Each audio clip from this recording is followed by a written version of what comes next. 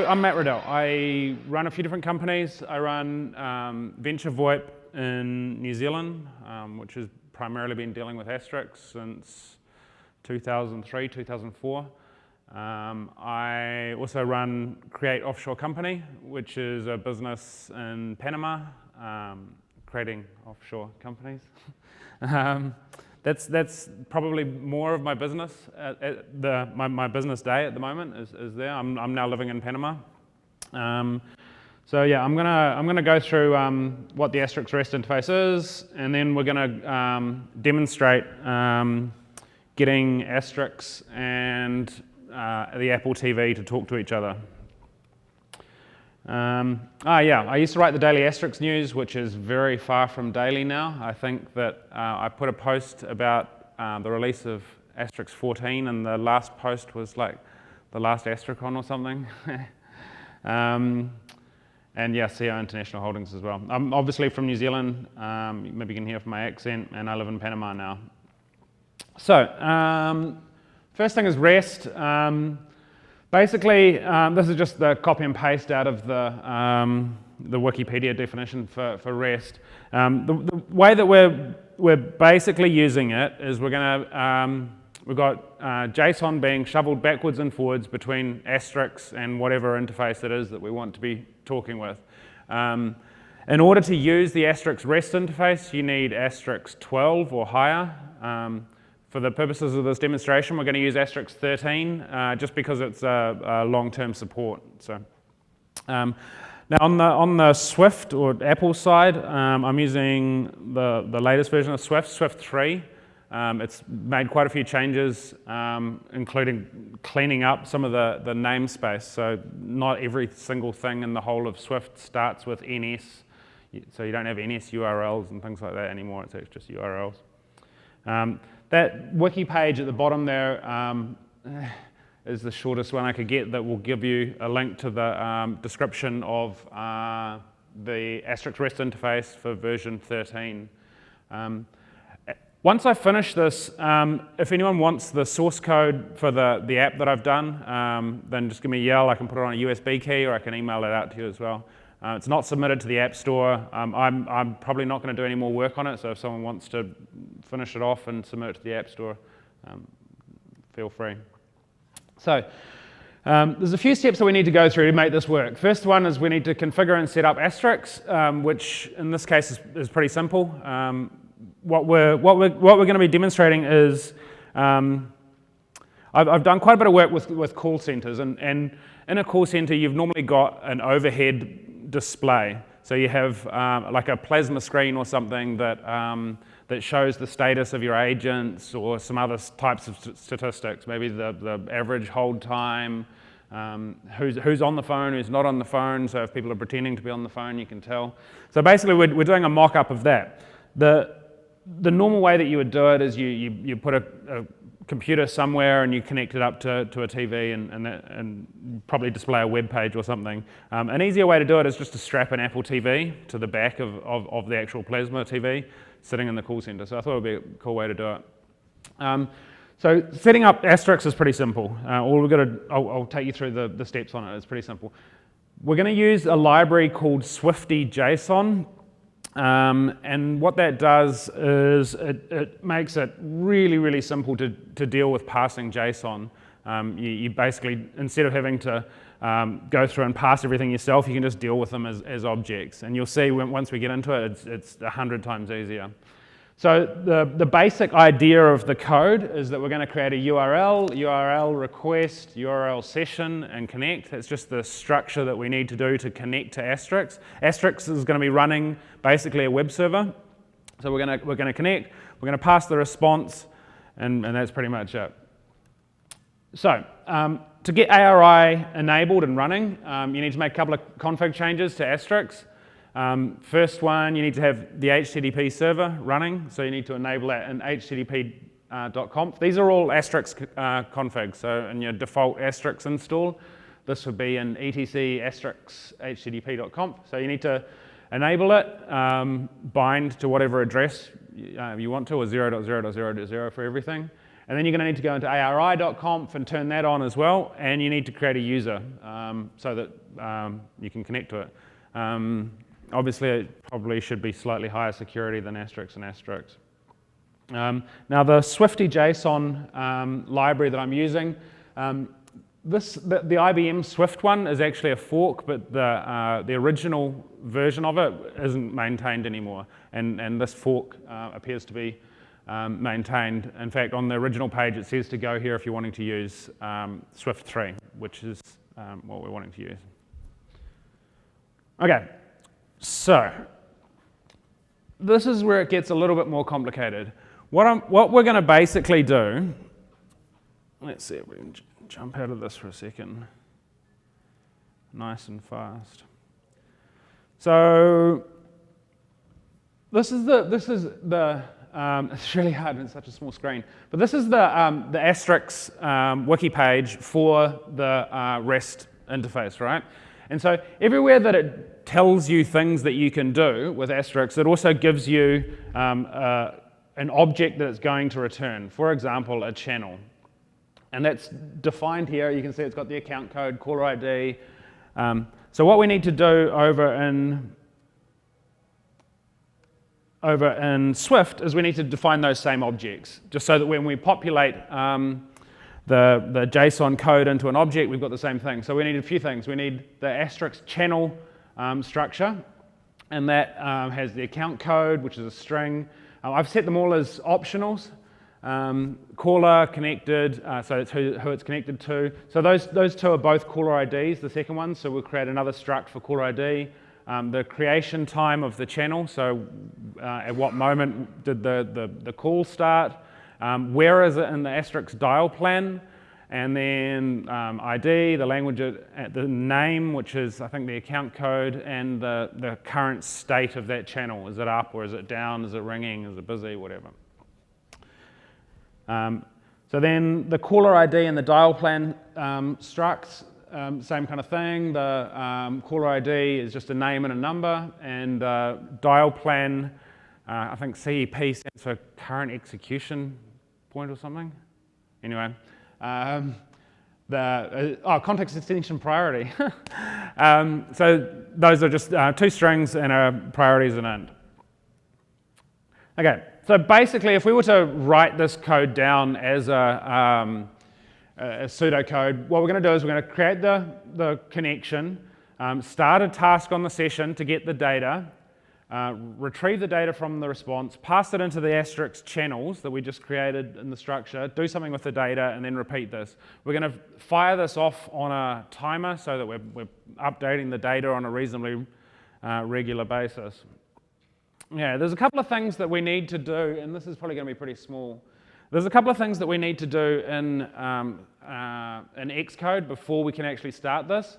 One of them is that we need to go into the settings for the project, and then just underneath it's actually underneath bundle OS type code. You can insert a new value, and you're going to want to insert, let's see if I can get my finger out there. Okay, the app transport security settings, and you're going to want to allow it to do arbitrary load. So basically, because Asterisk is running HTTP, and by default, Apple won't allow you to connect to an HTTP server. They require you to connect to a HTTPS server unless you explicitly say that this application is allowed to connect to an insecure server. So we have to enable that first. Okay, so I've got a couple of slides here that show how this works, but let's just, if we can, jump across into Xcode for a second, and we'll mock this up.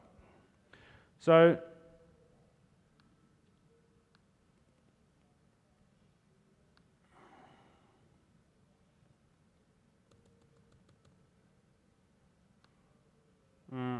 we can't do that. I'm hesitant to do this because, no, it's still running. Okay. What we've done to create this project is we've created a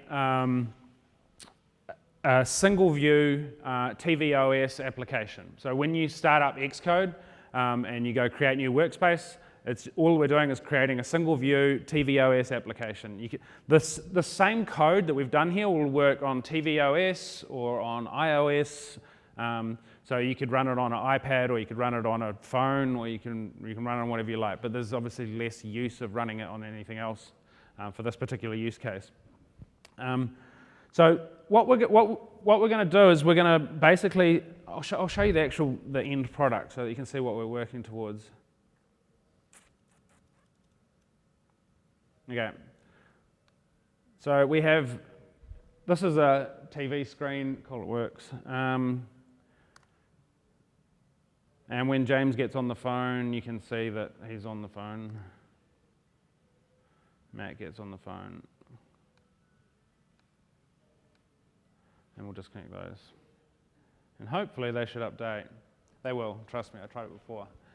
Okay, so that's basically what we're trying to do. Now, the way that we've done this is it's called a collection view. So it's a collection of cells, and like a table. Each cell has got in it an image, which is the guy at the top, a label that specifies the name, and a label that specifies the length of that call. So by default, when we create a tvOS application in a single view application, what it does is it just sets it up with a view controller. But because we're wanting to put a detail view controller, because we want to put individual items in, we're going to remove that. So the reason that we want to do that is because we want to be able to add any random number of items into this object. So every time a phone call turns up, we want it to pop up into this thing. And basically, we don't want to have to pre-configure a list of all of our users, whoever they are and stuff. We just want it that if someone makes a phone call on our PBX, that SIP account will show up on the thing. So what we're going to do is we're going to remove the view controller out of there, and then we're going to add in a collection view controller, which allows us to do the collections. Then we need to add in two Cocoa Touch classes of language Swift, one for the collection and one for the collection view cell. So the collection is the full screen, and the collection view cell, each one of those cells is that the picture and the two names. Then we set the class for those two on the view and the cell. We say, okay, the class for that file is the two new files that we just created. Yeah. So let's jump across. It'll be easier to show over there. Now this is going to be really difficult because it's really tiny. But basically, I don't know how much you've used Xcode, but you have a few different pieces, and wow, that's slow. You have a few different pieces. You've got a storyboard, which shows everything that's happening, and you can drag and drop and edit the graphical user interface for your project. And then you've got Swift files that define what happens, the logic for your code. So this is our main collection view. It's super small because the screen's small, but that's the whole page there. So what we basically do is that we have like a template for what we want each of these collection view cells to look like, and that's this one here. So it's got a UI image in it. It's got two labels in it, and then every time that we want to create one of these cells, we tell Xcode that we want to create a cell of type cell. We can give it any name you like, and we've called it a cell. So let's go through to the actual code. And we're going to have to close all that out and all that out. So what we do is we set up a URL to connect to our Asterisk server. Now, so basically this has got a few components in it. We've got our username and password that are specified in ari.conf. This is the IP address of the server. This is the default port. And /ari/channels is the the JSON resource that we're going to be getting. So what that does, when you call that, if we were to call that in a web browser, let's pull that up.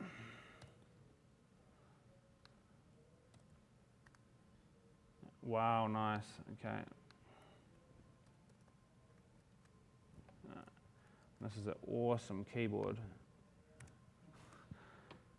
Okay, so let's pull up some channels.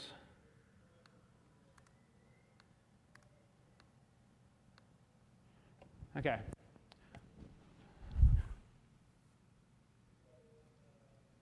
So when you go to that URL, just in a web browser or anything, you're just getting a JSON response back that defines what's actually in those channels. It's the same as basically if you go into the Asterisk console and you type core show channels concise, or even just core show channels is probably good enough, you'll get that basically that same information. Wow, that's a really different darkness. So it's the same information. You're just getting a list of all the channels and all the details about those channels. And of course, those details that you're getting are the same ones you got here. So you got your account code, you got the caller, connected time, and things like that.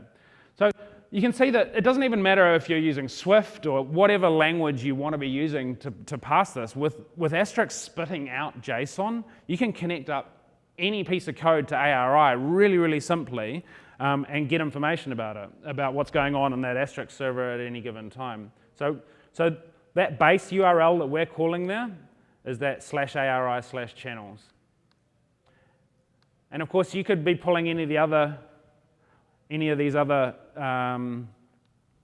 pieces of data as well. You could find information about bridges, you can deal with endpoints, you can play sounds, download recordings and stuff as well. So we've got a URL, we've got a timer. I don't even know if I'm using counter anymore. Oh yeah, counter is for how many channels I've got up at the moment, just so I could check to make sure that that's working. And then the number of sections. A detail view controller can have different sections that are split up, so you could have one set of sections that's dealing with your voice channels that are going on in your server. You could have another section that's dealing with, I don't know, your outbound connections to carriers or whatever, or your hardware channels and SIP channels. In this case, we're only using one. So, yeah. So when we first start up the program, which is basically like a main function, we're going to do a couple of things. We set up the timer to fire off once every second, and every time that the timer fires off, it's going to pull the data out of Asterisk, and we tell it to run the timer fired function, and then where did I specify? There should be a specified. Oh yeah, reuse identifier. So then the other thing we've done is we've said that the collection view, we're going to register that collection view, and we're going to say that the reuse identifier is cell. The reuse identifier is a way that when Swift is displaying cells, instead of throwing everything away when you scroll off the screen or something, what it does is it holds it in memory, and then it can reuse that cell again later if it wants to create a cell of the same type. It's the same with images, with any scrolling table, anything like that, it does the same thing. So we've specified that our reuse identifier is cell. That's what we called it on the other thing, and it's just going to get pulled up if we have a new one come through. So the timer fired function is really simple. All it's doing is calling getJSON. So this is the getJSON function, and it's a little bit complicated only insofar as setting up a URL request. It's the same any time that you want to connect to a URL in iOS or tvOS or in Swift, you're going to have to go through this sequence of events of setting up a URL with the base. It's actually not really base URL, it's the full URL that we've got at the top there. So it's this one here. Setting up a request on that URL, and then a session, and then basically we start that session in this next line, the let task equals session data task. And then we check to make sure that we've got no error. If we get an error, then we print that we've got an error. If we don't, then what we do is, first of all, we get a Swifty JSON with the response. So we just say, look, this is the response we got from the server, pass it into Swifty JSON.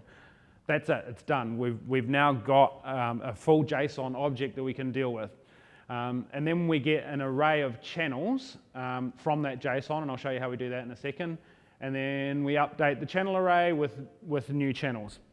So basically the reason that we do that is let's say that we've got 5 channels going on right now, and we query the Asterisk server and say, hey, what channels have you got? And Asterisk comes back and it says, I got 7 channels. So we have to then go and say, okay, which of these channels matches the ones that we've already got up so that we can update the picture or the time or anything like that? And are there any channels that were talking before and now we need to delete them? Or are there any channels that didn't exist before and now they exist? So we will update those in the update channel array. And then that's it. We reload the data. So we reload the display with the new data.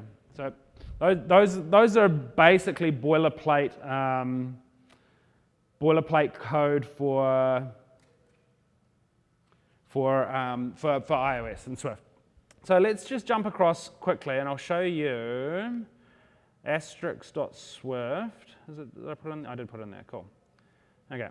So we've got an array at the start, an array of asterisk channels that we're going to be dealing with at any given time. And then we've got those structs, the structures that we were talking about before, the asterisk caller ID and the asterisk dial plan, asterisk channel. Okay. So, get channels from JSON. This is where we're actually doing the work of breaking it down from the JSON response into an asterisk channel. So the first thing we do is that we say, okay, channels is an array of asterisk channels. And then we go through the JSON that we get, and we just loop through all of the lines of JSON so that we can look at each individual channel one at a time. So once we get inside that loop, the first thing we do is that we say, okay, we've got a new asterisk channel.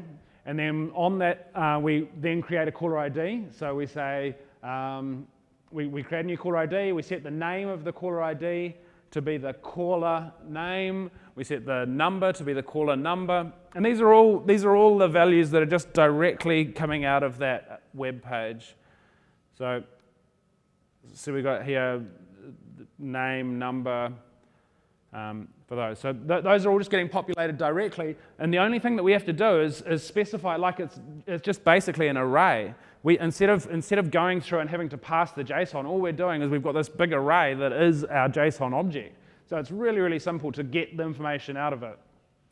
There's only one part of this that's a little bit complicated, and that's probably my own choice. And that's that we have to format the date. So we get the date in as a string and we convert it using this date format. This is the date format that it comes in from Asterisk, and then we save that into the creation time. The reason that we store it as a date is because we want to be able to deal with it as a date. The creation time is the moment that the channel was created, and if we store it as a date, that means we can do things like saying how many minutes the call was, or how many seconds the call was, things like that. Setting up the dial plan, exactly the same as the other parts as well. It's really, really simple. So we just go through and we set them. When we get to the end of the loop, we append the channel we've just created to our channel array, and then we return our channels. So that function there just takes the JSON object that we get from the URL and converts it into an array of asterisk channels. Then the other thing that we had to do was to update the array of channels. So we want to find out are there new channels or are the ones that need to be removed. So basically we start and we say, okay, if there are in the list of channels that we get passed in, is there any channels in it? If yes, then we're going to need to go through and compare them. So we go through, basically we go through we've got two arrays. We've got all channels, which is all the channels that we know about right now, and we've got the channels array that got passed in. So we just want to go through and see if we find them in that array, and if not, then we're going to add them in, and if they are, then so we do this twice, once to remove any channels and once to add channels. Okay, so let's go.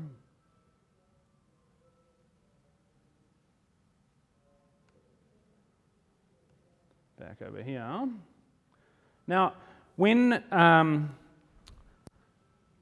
Swift is deciding to display a cell, one of that little box, it's going to say, hey, what should I display in box number 7, for example. And the way that it does that is it calls the cell for item at index path function here. So you have to, whenever you've got a Swift file that's defining a collection view controller, you have to have this function defined. Otherwise, it's not going to work. So what it does, this first line here, is the dequeuing the cell. Remember we said that if, let's say you've got 1,000 things on screen and you scroll up and down the screen, and as things disappear off the screen, you don't want to throw away that memory because otherwise you're going to have to recreate it. So this dequeue reusable cell is the way that Swift deals with that. So what that means is that instead of just creating a whole new cell from scratch every time that we want to look at a cell, we just dequeue one of the cells that we've got waiting there already. So we say that the reuse identifier is cell, and cool. So then we set the channel name text to nothing, and then we look at that channel that we've got it specified as that we're currently looking at. So what it's doing there is we've got the all channels array here, and indexPath.row is the number of the cell that we're currently looking at. So Swift is going to go in and it's going to say, hey, this is cell 1, what do you got inside? This is cell 2, what do you got inside? This is cell 3, and that indexPath.row would be 1 or 2 or 3, and so this is looking at, in this particular instance, let's say that this is channel number 3, so it says, okay, what's the state of channel number 3? If the state is up, then we're going to display it in one way. If the state is, in this case, I've got up and default, because you could have ringing or busy or anything like that as well as different states that it can be in. So what we're basically doing here is we're just saying, okay, if the state of the channel is up, then we're going to change the image to the talking guy, the guy with the microphone. We're going to find out what the current date is, and then we're going to find out what's the difference between the current date and time and the creation date of that channel. So remember we created an instance for when that channel was created. So now we know, okay, that was 2 days ago that the person picked up the phone, or 10 seconds ago, or whatever.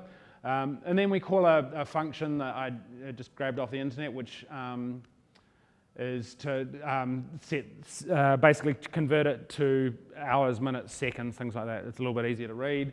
And that channel's up. And if the channel is not up, then we change the image to be free, which is just the person sitting there.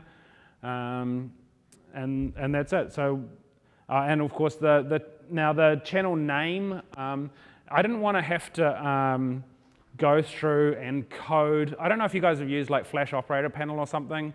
You have buttons, and for each button you have to say, okay, this button is SIP/1001, and the name of this button is James or John or whatever. I didn't want to have to go through and code all that, so it's just pulling the name of the person out of the account code for that channel. If you wanted to hard code those, or in a configuration file of what SIP accounts go to which channel, you could do that as well. But for me, it was easier in this instance to just use the account code. So after that, it basically it just returns the cell that it's created, and that's pretty much it in terms of creating this app. So of course we've got that's that function at the end that just gives you a human readable date and time. So that's pretty much it. You've got a really simple interface to the Asterisk Rest interface through JSON, so it's easy to pass in Swift or PHP or whatever language you prefer to use. And then now you've got libraries in Swift for dealing with that JSON really simply and passing it so that you can just deal with it as a simple array. So you don't even have to kind of... In normal Swift parsing, you end up jumping down into a level, and then you end up with millions and millions of nested for loops as you kind of go through processing the data, and it ends up being really messy. So being able to just put it as a multi-dimensional array in Swift is so much easier. It just means that basically to pull out a piece of data, it's just one line with a couple of brackets to say what the location is that you're wanting to pull the data out of. But yeah, so that's pretty much it. So does anyone have any questions about how it works?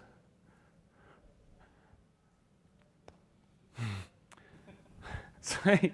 So if you are interested in the code, it's probably easier to be reading it on a computer screen that's higher resolution than 1024 by 768 or something.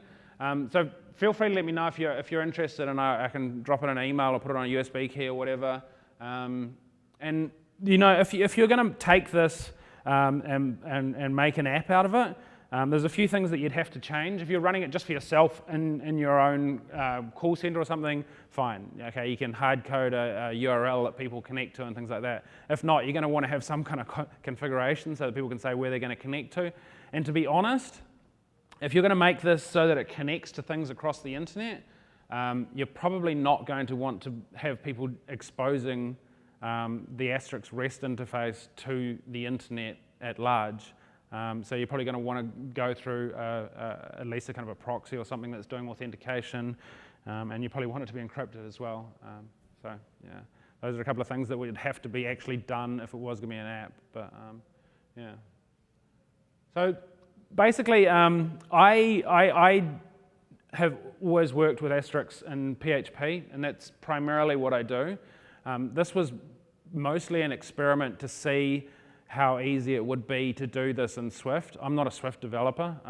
I've pretty much put this together over the last few weeks, sitting on Google and YouTube and stuff, watching videos, and it's so easy. It's so much easier than it is in PHP or things like that. And of course, it's helped in large part by the fact that the Asterisk Rest interface is 1,000 times easier than the Asterisk Manager ever was. The Asterisk Manager, I've got code that my side is written in C, and it's talking over the Asterisk Manager interface to asterisks in C, and there are so many workarounds for various strange things that happen, and you don't have to do that with the Asterisk Rest interface. It just works, you know, out of the box. It's 100 times better code, if not more. So yeah. So I mean, if there's no other questions, then I don't know. We're pretty much done. And yeah, if anyone wants code, let me know. I was going to put it on Git or something like that, but yeah. Thanks, Matt, for the interesting presentation about Swift and ARI. I never thought about putting them together, actually. Yeah. You're probably the first one who's actually ever experimented with it. Mm-hmm. So it's cool to see how easy it was and quite cool. And thanks for the praise on ARI. I will relay it to everyone who's ever been involved in ARI stuff. As well, just a general thing. Apparently, happy hour is starting early, as in right now.